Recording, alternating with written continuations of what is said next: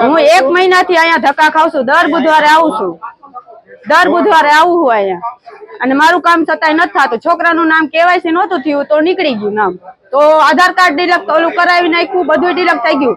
હું 1.5-2 મહિનાથી આમનામ જ ધક્કા ખાવું છું। તો છોકરાનું નામ હવે જો અહીંયા આવી છો, ફોર્મ ભરાવા આવી હો, લાઈનમાં ઉભા હે, પાણી નહીં, પેટ નહીં, કાંઈ નહીં, પંખાની સુવિધા નથી, કાંઈ નથી અહીંયા। 8 વાગ્યાના। તમારે અહીંયા કોઈ સુવિધા નથી? હા, તો શું કહેશો? અને અધિકારીઓ દ્વારા શું કહેવામાં આવે? અધિકારી આવે છે તો એમ કે તમે અહીંયા લાઈનમાં ઉભા રહ્યો તો તમારા કામ માટે ઉભા હો, તમારા કામ માટે અહીંયા ઉભા હો, તમારું કામ થઈ જાય એટલે પતી જાય તમારું। મારું નામ ગોહેલ હિરેન, હું થોરાડામાં કૃષ્ણા પાર્ક 1 માં રહું છું। આ મારો 5મો ધક્કો છે, પણ કોઈ મને વ્યવસ્થિત જવાબ આપતા નથી।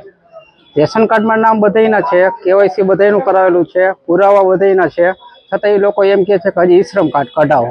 પણ હવે કેટલાક ધક્કા અમારે કરવા, જેથી કરી આજ હું સવારે 9 વાગ્યાનો અહીંયા ઊભો છું, છતાં લોકો મારો વારો તો આવી જશે, પણ શું કારણસર અમને કૂપન માટે અન્નપૂર્ણાનું ફોર્મ નથી આપતા, એ બદલ હું સાહેબને અપીલ કરીશ।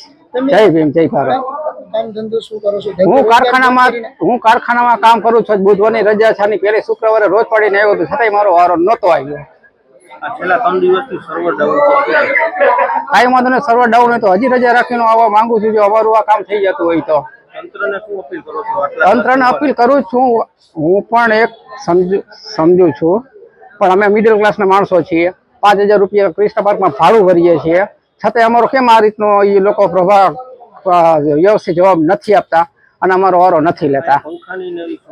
હોવી જોઈએ, પાણી પણ નથી। આ લોકો તમે જોઈ શકો કેટલા ટાઈમથી સવારને બધે આવેલા છે, બાળકો સાથે છે। આ જો 2 એક છોકરો હતો, હવે એની પાસે લઈ લ્યો અને જાણી લ્યો।